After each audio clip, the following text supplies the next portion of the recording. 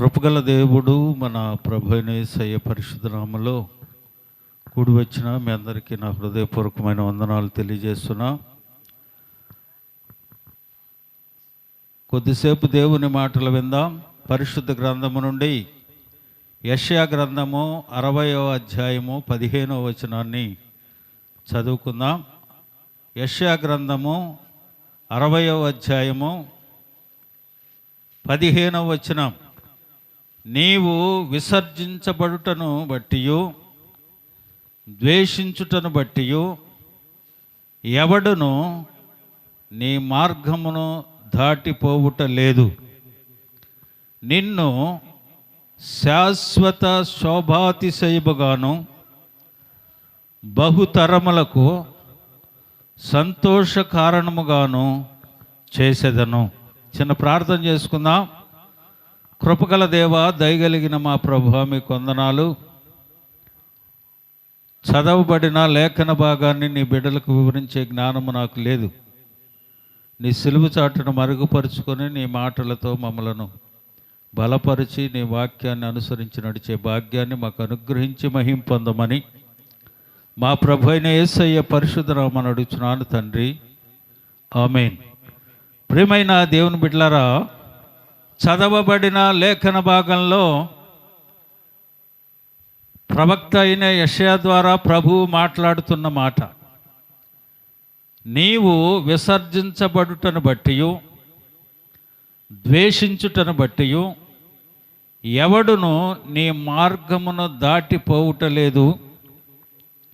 నిన్ను శాశ్వత శోభాతిశయముగాను బహుతరములకు సంతోష కారణముగాను చేసేదను. హల్లెలూయా. ప్రియమైన దేవుని బిడ్డలారా, దేవుని యందు భయభక్తులు కలిగి దేవునిని అనుసరించి నడిచేవారిని గురించి దేవుని వాక్యము సెలవిస్తూ ఉంది. ఒకవేళ దేవుని నమ్ముకున్నందుకు నీవు విసర్జించబడి ఉన్నావేమో, ద్వేషించబడుతూ ఉన్నావేమో. నీవు విసర్జించబడినా ద్వేషించబడుతున్నా నిన్ను విసర్జించిన వారు, ద్వేషించేవారు నిన్ను దాటి ముందుకు పోవట్లేదు. వారికంటే నిన్ను శాశ్వతమైన ప్రేమతో నిన్ను ప్రేమిస్తా ఉన్నా, శాశ్వత శోభాతిశయముగా నిన్ను చేస్తా ఉన్నా. అంతేకాదు, బహుతరములకు అంటే నీ తర్వాత నీ తరములకు సంతోష కారణముగా నిన్ను చేసేదను. హల్లెలూయా. నీ భక్తి నీతోటే ముగించటానికి వీల్లేదు. దేవుని వాక్యం అంటా ఉంది, నీ తర్వాత తరములకు సంతోష కారణముగా ఉండాలట. మన భక్తి మనకే శాశ్వతం లేదు, ఇక్కడ సంతోషంగా లేదు, శాశ్వత శోభాతిశయంగా లేదు. తర్వాత తరాలకు ఎలా ఉంటుంది చెప్పండి. చూడండి, మన తర్వాత మనం చనిపోయిన తర్వాత నిజమేనండి, వాళ్ళ తాత చేసిన భక్తి లేదా వాళ్ళ ముత్తాతలు చేసిన భక్తి ఈ రోజున వారిని అలా నిలబెట్టిందండి. ఈ సంతోషానికి కారణం వారే అన్నట్లుగా ఉండాలి. మన భక్తి మనతోనే ముగిస్తూ ఉంది. మన భక్తి మనతోనే తర్వాత తరాలకి ఏది? దేవుని వాక్యం అంటా ఉంది, శాశ్వత శోభాతిశయముగా బహుతరాలకి సంతోషకరముగా నిన్ను నేను చేస్తాను అని అంటా ఉంది. హల్లెలూయా. ప్రియమైన దేవుని బిడ్డలారా, మన తర్వాత శాశ్వత శోభాతిశయముగా బహుతరాలకి సంతోషకరంగా ఉండాలి అని అంటే మనం ఏం చేయాలి? మన ప్రార్థన మనం చేసేసుకొని, మన అక్కర్లు మనం తీర్చేసుకొని, మన భక్తిని మనం ప్రదర్శించేసుకొని, మందిరానికి వచ్చి ప్రార్థన చేసేసుకొని వెళ్ళిపోతే శాశ్వత శోభాతిశయంగా ఉంటామా? సంతోషానికి తరతరాలకి కారణకంగా మనం ఉంటామా అనే ఆలోచన ఈ రోజున మనలోకి రావాలి. మనం వచ్చి ముగించుకొని వెళ్ళటం కాదు, నీ జబ్బు పోవటం కాదు, నీ అప్పు తీరటం కాదు, నువ్వేమో ఆరోగ్యంగా ఉండటం కోసం కాదు, నీ తర్వాత తరాలకి శాశ్వత శోభాతిశయంగా మనం ఉండాలి. హల్లెలూయా. అలాగన మనం ఉండాలి అని అంటే మనం ఏం చేయాలి? కొద్ది మాటలు మీతో మాట్లాడతాను చూడండి. మొదటిగా మనం చేయవలసిన పని, మన తర్వాత మన తరాలకి శోభాతిశయంగా మనం ఉండాలి, సంతోషకరంగా మనం ఉండాలి అని అంటే మనం ఏం చేయాలి? చూడండి, మొదటిగా రోమాపత్రిక 15వ అధ్యాయం 2వ వచనం, తన పొరుగు వారికి క్షేమాభివృద్ధి కలుగునట్లు మనలో ప్రతి వాడును మేలైన దాని యందు అతనిని సంతోషపరచవలెను. హల్లెలూయా. తన పొరుగు వారి క్షేమాభివృద్ధి కలుగునట్లుగా ఉండాలట ప్రతి వాడు. నీకే కాదు, నీ కుటుంబానికే కాదు, తన పొరుగు వారిని ప్రేమించాలి. నిన్ను వలే నీ పొరుగు వారిని ప్రేమించమని వాక్యం సెలవిస్తూ ఉంది. నీ తర్వాత నీ తరతరాలు, నీ పిల్లలు క్షేమాభివృద్ధి కావాలి, సంతోషానికి కారణంగా నీవు ఉండాలి అని అంటే మనం ఏం చేయాలి? వచనం అంటా ఉంది కదా, తన పొరుగువారి క్షేమాభివృద్ధి కలుగునట్లు తనలో ప్రతివాడు మేలేని దాని యందు అతనిని సంతోషపరచవలెను. చూడండి, ఒక మేలు మనం పొరుగు వారికి చేసామనుకోండి, తరతరాలు చెప్పుకుంటారు. చూడండి, పలానా ఆయన చేయబట్టే ఈ రోజున వీరు ఈ గృహంలో ఉంటున్నారు, పలానా ఆయన అది చేయబట్టే ఈ రోజున ఈ పొలం వీరిదైంది, ఈ గృహము వీరిదైంది, ఈరోజు మంచిగా వీరు ఉన్నారు అని అంటే వీళ్ళ తరము వారు ముత్తాతలు చేసిన దాన్ని బట్టే వీరు ఈరోజు సంతోషకరంగా శోభాతిశయంగా ఉన్నారు అని అనగలగాలి. అలాగునా మనం ఉండాలి అని అంటే మొదటగా నువ్వు చేయవలసింది, నిన్ను వలె నీ పొరుగు వారిని ప్రేమించాలి, వారి క్షేమాభివృద్ధి కలుగునట్లుగా మనలో ప్రతివాడు దాని యందు అతన్ని సంతోషపరిచేవారుగా ఉండాలి. గుర్తుపెట్టుకోండి, ఏం చేయాలి? మనం బాగుంటే సరిపోదు, మనం భక్తిని ప్రదర్శించి సరిపోదు, మన పొరుగువారు కూడా వారికి క్షేమాభివృద్ధి కలిగేటట్లుగా మనం ప్రవర్తించాలి. అందుకని యేసయ్య అన్నాడు, నిన్ను వలె నీ పొరుగువారిని ప్రేమించమని చెప్పాడు. అలాగనే మనం ఉండాలి. నీ తర్వాత పిల్లలు క్షేమాభివృద్ధి కలిగి సంతోషంగా ఉండాలి అనంటే, దేవుడు వారిని అలాగ చేయాలి అనంటే నీవు చేయవలసిన పనులను గురించి యేసయ్య పరిశుద్ధ గ్రంథంలో తెలియజేశారు. మొదటగా నువ్వేం చేయాలి?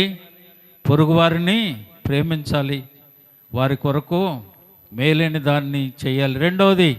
రెండవ యోహాను పత్రిక 1వ అధ్యాయము 4వ వచనం, తండ్రి వలన మనము ఆజ్ఞ పొందిన ప్రకారము నీ పిల్లల్లో కొందరు సత్యమును అనుసరించి నడుచుకొనుచుండుటను కనుగొని బహుగా సంతోషించుచున్నాను.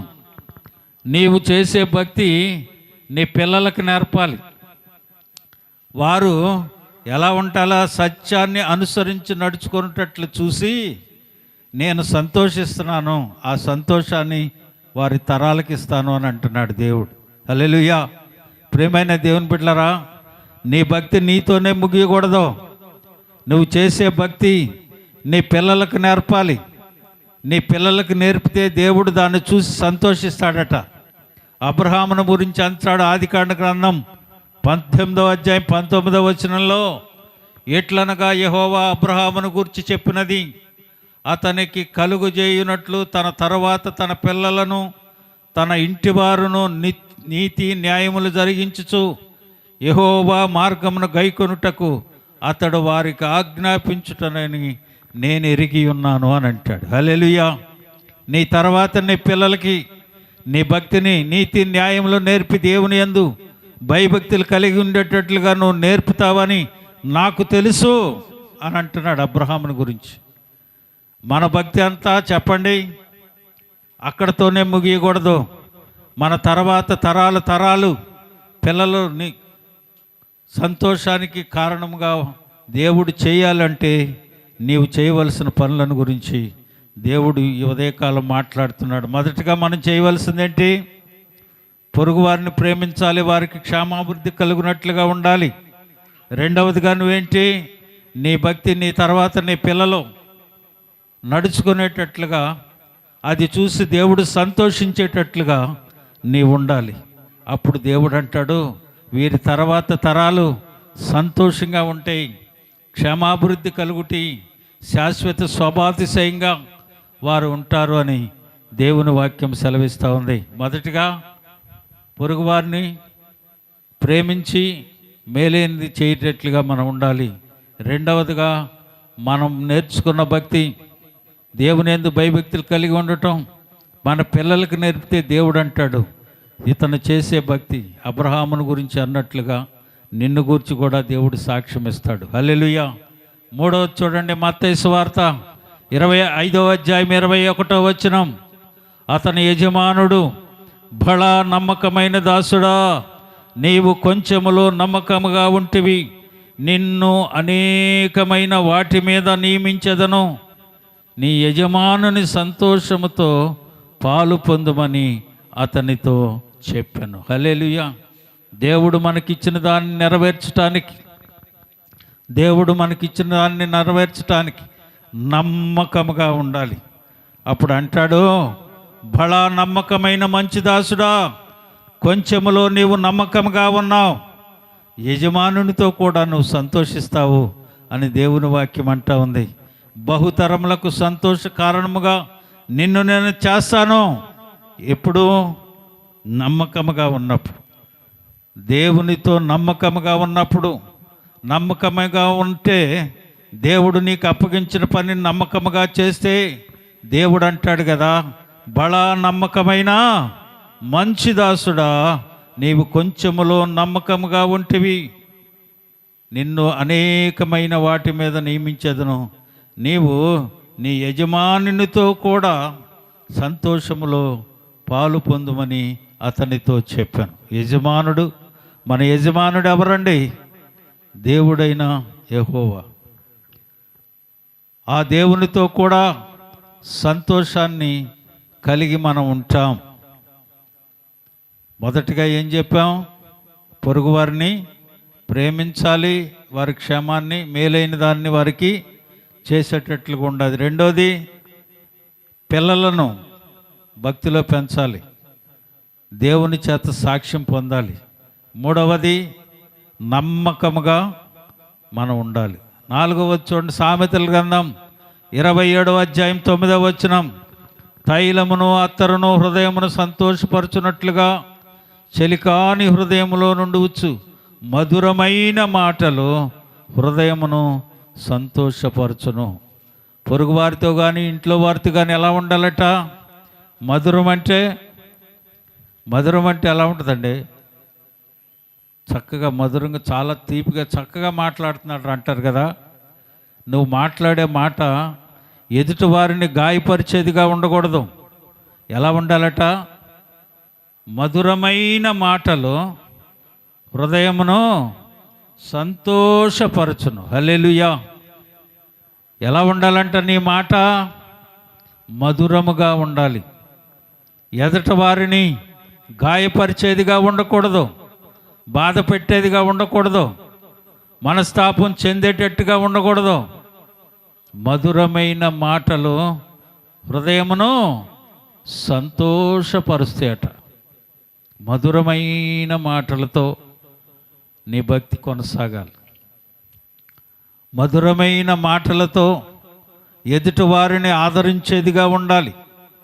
అంతేగాని కఠినమైన మాటలు, హృదయాన్ని గాయపరిచే మాటలు, దేవుని దూషించేబట్టి మాటలు, ఇలాంటివి మనకు ఉండకూడదు. దేవుని నామాన్ని అవమానపరిచేటట్లుగా మనం మాట్లాడకూడదు. హల్లెలూయా. చూడండి, వీరు భక్తులు అంటారండి, భక్తి పరులు అంటారండి. వీరు వారానికి 3 రోజులు ప్రార్థనలు చేస్తారండి. ఆదివారం అందరికంటే ముందు వెళ్ళి కూర్చుంటారండి. కానీ వారి మాటలు ఎదుటివారిని గాయపరుస్తున్నాయండి. వారు మాట్లాడే మాటలు ఏ రీతిగా ఉంటున్నాయండి? మధురమైన మాటలు హృదయమును సంతోషపరుస్తుంది. హల్లెలూయా. గుర్తుపెట్టుకోండి, నీవు ఇంటిలో ఉన్నా, బయట ఉన్నా, సంఘంలో ఉన్నా, ఏ పని నువ్వు చేస్తా ఉన్నా, ఒకవేళ స్కూల్కి వెళ్తా ఉన్నా, ఎలా మాట్లాడాలి? దాని నోట్లో నోరు పెట్టకూడదండి, వాడి నోట్లో నోరు పెట్టకూడదండి అంటాం కదా. అది దేవుని నామాన్ని అవమానపరుస్తాయి. నీవు, నీ తర్వాత నీ పిల్లలు శాశ్వత శోభాతిశయముగా తరతరములకు, బహుతరాలకి సంతోషకరంగా ఉండాలి అని అంటే ఈరోజు దేవుడు మనతో మాట్లాడుతున్నాడు. నీవు అలా ఉంటేనే నీ బిడ్డల క్షేమం, నీవు అలా ఉంటేనే వారి సంతోషం. అది మన పిల్లలు కాదు, వారి పిల్లలు తరతరాలు దేవుని వాక్యం సెలవిస్తూ ఉంది. ఒకవేళ నువ్వు వచ్చి బైబిల్ తీసుకొని వచ్చి ప్రార్థన చేసేసుకొని 4 మాటలని వెళ్ళిపోతే కుదిరేది కాదు. ఇది శాశ్వత తరతరాలకి దేవుని సంతోషం మన బిడ్డలకు ఉండాలి అని అంటే మనం చేయవలసిన పనులను గురించి దేవుడు ఈరోజు మనతో మాట్లాడుతున్నాడు. చూడండి, సామెతల గ్రంథం 11వ అధ్యాయం 10వ వచనం, నీతిమంతులు వర్ధిల్లుట పట్టణమునకు సంతోషకరము. నువ్వు ఎలాగ ఉండాలి? మధురముగా మాట్లాడాలి, నీతిని అనుసరించి నడవాలి. ప్రతి విషయములలో మనం ప్రార్థనకు వచ్చినప్పుడు ఒకలాగా, బయటికి వెళ్ళినప్పుడు ఒకలాగా, మనం పని చేసేటప్పుడు ఒకలాగా, ఇంకొకలాగా ఉండటానికి వీల్లేదు. నీతిమంతుని ఇల్లే వర్ధిల్లది. నీతిమంతుల గుడారములో ఉత్సాహ సునాదాలు వినబడతాయి. దేవుని వాక్యం అంటుంది, నీతిమంతులు వర్ధిల్లుట పట్టణానికి సంతోషకరమంట. హల్లెలూయా. నీ గృహానికే కాదు, నీ ఇరుగు పొరుగు వారికే కాదు, నీ పట్టణానికి కూడా సంతోషకరమంట. అబ్బా, వారి భక్తి చూడండి, నిష్కపటమైన భక్తి అండి వారిది.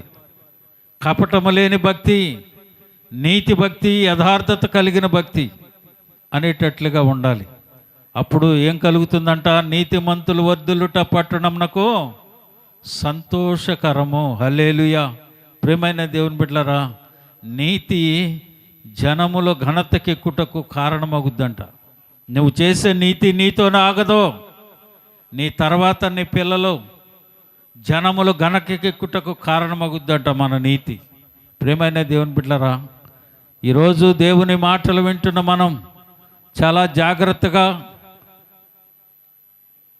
ఆయన చెప్పే మాటలను అనుసరించి నడవాలి.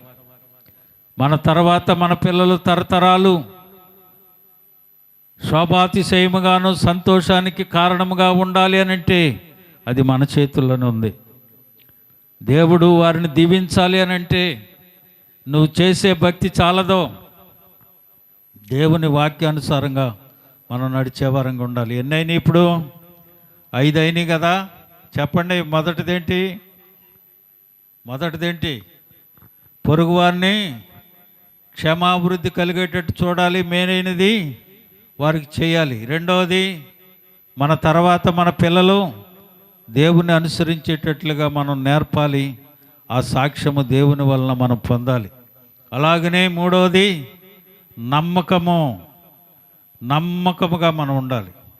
అప్పుడు దేవుడు మనల్ని, మన బిడ్డలను దీవిస్తాడు. అది నాలుగవది, మధురమైన మాటలు హృదయమును సంతోషపరచాలి. ఐదవది, నీతిమంతులు వర్ధిల్లుట పట్టణమునకు సంతోషకరమును, నీతి జనముల ఘనతకెక్కుటకు కారణమగును. 5 చెప్పాం. 6వది చూడండి, ఇర్మీయా గ్రంథము 33వ అధ్యాయం 9వ వచనం, భూజనులందరి ఎదుట వారు నాకు ఇష్టమైన పేరుగాను స్తోత్ర కారణముగాను ఘనతాస్పదముగాను ఉందురు. నేను వారికి చేయు సకల ఉపకారములను గూర్చి వర్తమానమును జనులు విని, నేను వారికి కలుగుజేయు సమస్త క్షేమమును బట్టి సమస్త మేలును బట్టి భయపడుచు దిగులునందురు. హల్లెలూయా.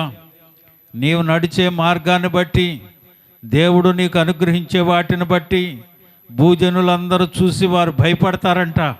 చూడండి, వారి దేవుడు వారికి ఎంత అనుగ్రహిస్తూ ఉన్నాడు. ఆయన ఏం చేస్తాడట? నాకు ఇష్టమైన పేరుగా, స్తోత్ర కారణముగా, ఘనతాస్పదముగా ఉందురు. నేను వారికి చేయు ఉపకారములను గూర్చి వర్తమానము జనులు విని, నేను వారికి కలుగుజేయు సమస్త క్షేమమును బట్టి, సమస్తమైన మేలును బట్టి భయపడుచు దిగులు నొందుదురు. హల్లెలూయా. నీవు ఆ రీతిగా ఉంటే దేవుడు నీకు చేసే మేళ్లను బట్టి, ఉపకారాలను బట్టి ప్రజలు చూసి భయపడతారట. ఎందుచేత వారి దేవుడు వారి పట్ల జరిగించున్న కార్యాలను బట్టి భయపడుతూ ఉంటారు. అంతేకాదు, నాకు ఇష్టమైన పేరుగా, స్తోత్ర కారణముగా, ఘనతాస్పదముగా నిన్ను నేను ఉంచుతాను అని దేవుని వాక్యం సెలవిస్తూ ఉంది. చూడండి, సామెతల గ్రంథం, కీర్తనల గ్రంథం 119వ కీర్తన 74వ వచనం. నీ వాక్యము మీద నేను ఆశ పెట్టుకొని ఉన్నాను, నీ యందు భయభక్తులు గలవారు నన్ను చూసి సంతోషించుదురు. హల్లెలూయా. నువ్వేం చేయాలట? వాక్యం మీద ఆశ పెట్టుకొని ఉండాలి. అప్పుడు ఏమంటుంది వాక్యము? నీ యందు భయభక్తులు గలవారు నన్ను చూసి సంతోషిస్తారట. హల్లెలూయా. అలాగని ఉండాలి మన భక్తి. మనల్ని చూసి సంతోషం కలిగేటట్లుగా ఉండాలి. మనల్ని చూసి బాధపడేటట్టుగా మనం ఉండకూడదు. 8వదిగా చూడండి, సామెతల గ్రంథం 11:11. యథార్థవంతుల దీవెన పట్టణమునకు కలుగు కీర్తి అని అంటాడు. యథార్థవంతుల దీవెన పట్టణానికి కీర్తి కలుగును. నీతి, న్యాయ, యథార్థతలో చాలా ప్రాముఖ్యం. అది ఎక్కడికి వెళ్తుందట? పట్టణానికి కీర్తి కలుగుతుందంట.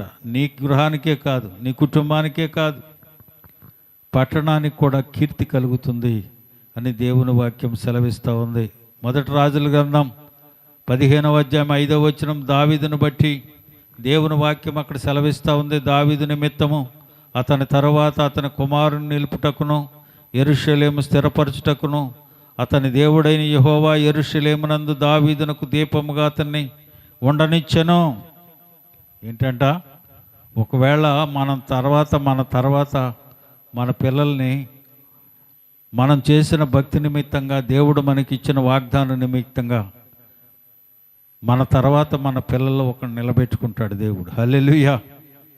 వారిని బట్టి, మనకిచ్చిన దేవుడు వాగ్దానాన్ని బట్టి, దేవుడు మనతో చేసిన నిబంధనను బట్టి మన తర్వాత మన పిల్లల్ని నిలబెట్టుకొని తరతరాలు ఆ సంతోషాన్ని అనుభవించేటట్టుగా చేస్తాడు. అలాగనే దావీదునకు కూడా రెహబామును నిలబెట్టి అతన్ని దీపముగా నిలబెట్టినట్టుగా ఇప్పుడు చదువుకున్న వాక్య భాగంలో మనం చూస్తాం. ప్రియమైన దేవుని బిడ్డలారా, చూడండి చివరగా 133వ కీర్తన 3వ వచనం. సియోను కొండ మీద దిగివచ్చు, హెర్మోను మంచు వలె ఉండును, ఆశీర్వాదమును శాశ్వత జీవమును అచ్చట నుండవలనని యెహోవా సెలవిచ్చున్నాడు. చూడండి, సహోదరులు ఐక్యత కలిగి ఉంటే ఎంతో మేలు, ఎంతో మనోహరము. అది అహరోను తల మీద పోయబడిన పరిమళ తైలముతో పోల్చి ఐక్యతను బట్టి చెబుతున్నాడు. కుటుంబాలలో ఐక్యత, సంఘంలో ఐక్యత కలిగి ఉండుటే దేవుని వాక్యం అంటా ఉంది. సియోను కొండ మీద నుండి దిగువచ్చు, హెర్మోను మంచు వలె ఉండును, ఆశీర్వాదమును శాశ్వత జీవమును అతడు నుండవలెనని యెహోవా సెలవిచ్చున్నాడు. ప్రియమైన దేవుని బిడ్డలారా, ఐక్యతలో ఉన్న ఆశీర్వాదం చాలా ప్రాముఖ్యం. ఐక్యత కలిగి ఉంటే అక్కడ ఏమంటున్నాడు? శాశ్వత జీవము, ఆశీర్వాదమును శాశ్వత జీవము అక్కడ ఉంటుందట. శాశ్వతం. ఆ ఆశీర్వాదం శాశ్వతంగా నీకు నీ బిడ్డలకి ఉంటుంది. చూడండి, 103వ కీర్తన 17-18లో ఒక చక్కని మాట రాశాడు అక్కడ. ఆయన నిబంధనను గైకొనుచు ఆయన కట్టడలను అనుసరించి నడుచుకుని వారి మీద, యెహోవా యందు భయభక్తులు గలవారి మీద ఆయన కృప యుగ యుగములు నిలుచును, ఆయన నీతి వారి పిల్ల తరములు నిలుచును. అర్థమవుతుందా? చెప్పిన అర్థమైందా మీకేమన్నా? మనం అనుసరించే భక్తి మన మన పిల్లలకే కాదు, పిల్ల తరాలు ఉంటుందట. చూడండి, మళ్ళీ చదువుతాను చూడండి. ఆయన నిబంధన గైకొనుచు ఆయన కట్టడలను అనుసరించి నడుచుకుని వారి మీద, ఎవరి మీద ఉంటుందట అది? ఆయన నిబంధన గైకొనుచు, ఆయన మనతో ఏం చెప్పాడో అది, దేవుని వాక్యం ఏం చెప్తుందో అది నడుచుకుంటూ అనుసరించి నడిచేవారి మీద, యెహోవా యందు భయభక్తులు గలవారి మీద. ఎవరి మీద ఉంటుందంట? దేవుని యందు భయభక్తులు కలిగి ఉండాలి, ఆయన నిబంధన అనుసరించి నడుచుకోవాలి. వారి మీద చూడండి ఏముంటుందంట? ఆయన కృప యుగయుగములు నిలుచును, ఆయన నీతి పిల్ల తరములు. హల్లెలూయా. ప్రేమీద దేవుని బిడ్డలారా, ఈ ఉదయకాల సమయం దేవుని మాటలు వింటున్న నీవు, నీ భక్తి నీతోనే ముగియకూడదు. నీ భక్తి నీతోనే అలా ఉండటానికి వీల్లేదు. నీ తర్వాత నీ పిల్లలు తరతరాలు అది నిలిచేటట్టుగా మనం ఉండాలి అని అంటే దేవుని వాక్యంలో అనేక విషయాలు దేవుడు మనకు తెలియజేశాడు. ఆ రీతిగా మనం ఉంటే తప్పకుండా దేవుడు మనల్నే కాదు, మన పిల్లలనే కాదు, వారి పిల్లలను తరతరములను దీవించి ఆశీర్వదిస్తాడు. అలాగున ప్రభు మనకు అనుగ్రహించాలి. చూడండి ఎన్నైనా ఇప్పుడు 10 చెప్పాను నేను, రాసుకున్నారా? 10 చెప్పా. ఎలా ఉండాలి? మొదటిగా ఏంటి చెప్పండి? మేలైనది క్షేమంగా తన పొరుగు వారి క్షేమాభివృద్ధి కలిగినట్లు మేలైనది చేయాలి. రెండవది, పిల్లలను దేవుని భయములో పెంచాలని. నువ్వు పెంచటమే కాదు, దేవుడు నిన్ను గురించి సాక్ష్యం ఇవ్వాలి. తన తర్వాత తన పిల్లలు నీతి న్యాయములు అనుసరించేటట్లు అతను చెప్తాడని నాకు తెలుసు అన్నాడు అబ్రహామును బట్టి. అలాగనే ఉండాలి. మూడవది, నమ్మకంగా దేవునిలో మనం కొనసాగాలి. నాలుగవది, మధురమైన మాటలు మనలో ఉండాలి. వారి హృదయములను సంతోషపరిచే, ఎదుటి వారి హృదయాలను సంతోషపరిచేది. తర్వాత నీతిమంతులు వర్ధిల్లుతారు, పట్టణమునకు సంతోషం, కుటుంబానికి పట్టణానికి. నీతి జనములకు ఘనకెక్కును, నీతిమంతున ఘనతకెక్కు. నీతిని అనుసరించి నడవాలి.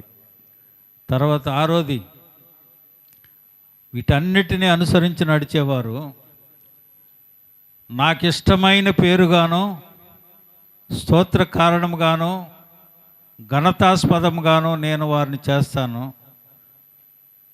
సకల ఉపకారములను గూర్చి, వర్తమానమును గూర్చి వారు జనులు విని నీకు క్షేమాన్ని, సమస్తమైన మేలులను దేవుడు నీకు అనుగ్రహించడం చూసి వారు భయపడి దిగులు నొందుతారట. దేవుని యందు నీతి న్యాయ యథార్థతలు మనం కలిగి ఉంటే.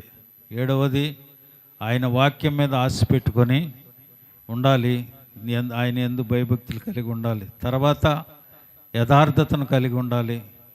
అలాగనే రాజుల గ్రంథంలో చెప్పాం, దావీదును బట్టి అతని కుమారుడు దేవుడు ఆయనకిచ్చిన వాగ్దానాన్ని బట్టి దావీదు నిమిత్తం అతని తర్వాత అతని కుమారుని నిలుపుటకు, యెరూషలేము స్థిరపరచుటకును అతని దేవుడైన యెహోవా యెరూషలేమునందు దావీదునకు దీపముగాను అతన్ని ఉండనిచ్చెను అని అంటా ఉంది.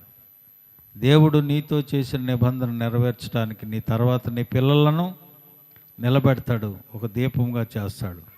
సియోను కొండ మీదకి దిగవచ్చు, హెర్మోను మంచు వలె ఆశీర్వాదమును శాశ్వత జీవమును ప్రభువు నీకు అనుగ్రహిస్తాడు.